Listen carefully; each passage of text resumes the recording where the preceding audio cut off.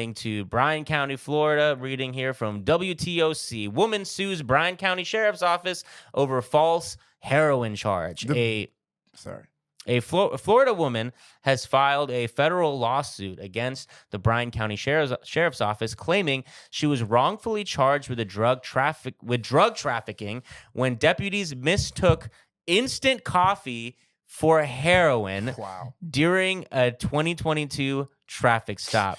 You know what I say?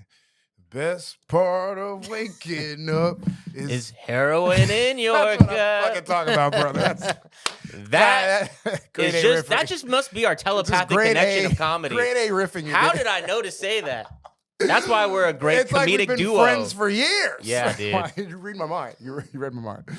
I'm gonna not talk for the rest of the podcast. After why? I've gotten off what I needed. That's all you needed. Yeah. We tested our heroin, some of the strongest heroin we've ever done. I took one hit of that. I finished all the paperwork that I needed to catch up on. Normally I go to sleep when I do heroin. This heroin was so strong. I was filing my taxes early. I was nodding over and waking.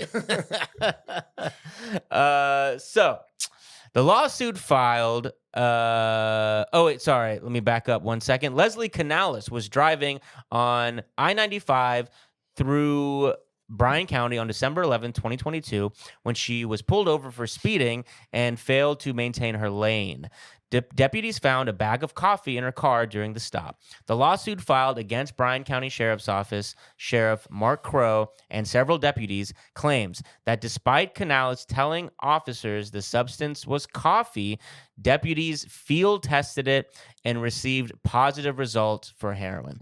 Canales was arrested on 8 charges, including drug trafficking, despite what the lawsuit says was the absence of any heroin use paraphernalia. And this also touches on a huge problem with policing that is not talked about enough, which is specifically these drug testing field kits. They are horrible. The numbers are insane. Like, the better numbers is that they give 50% false positives, coin flip. But some of these, when they test some of these brands of these kits, they're giving 90% false positives, and they're still out here using them. Yeah, what the fuck? You would think if you really cared about executing the law properly, if something was giving you that much of an error rate, you would stop using it, right? You would think that.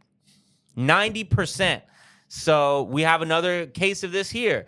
When and again, how could you possibly fuck the field test? It's coffee, my man. It's coffee. You're supposed to be an expert on the law. You should know what heroin is, and you damn sure should know what coffee is. I mean, this is ludicrous, to say the least. That black tar coffee. Exactly. Black tar Colombian roast. Yeah.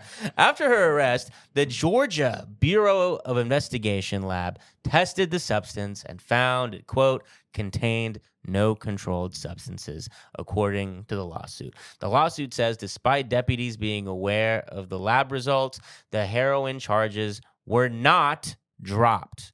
So this really goes into like the mentality of policing. Not only are they keeping these drug field tests that they know don't work, when the lab comes back, an actual scientific lab tells them it's not heroin, they still don't fucking drop the charges. This is what policing is to a lot of these people.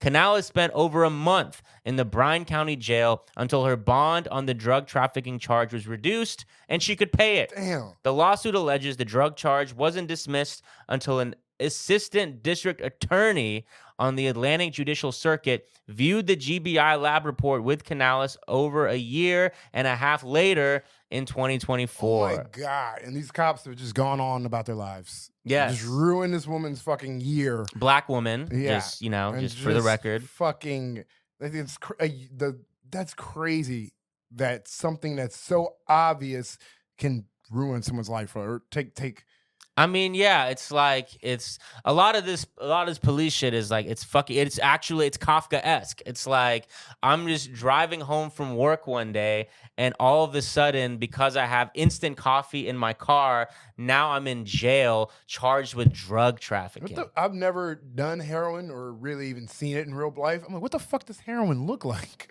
There's just no way. I mean, what the fuck? coffee. Does she have a spoon? Coffee is such an obvious thing too. Like it has such a distinct smell. It's completely ubiquitous. Everyone knows what coffee is. It's in a bag that says instant coffee. I mean, just the mentality to even take the instant coffee bag and put it and test it.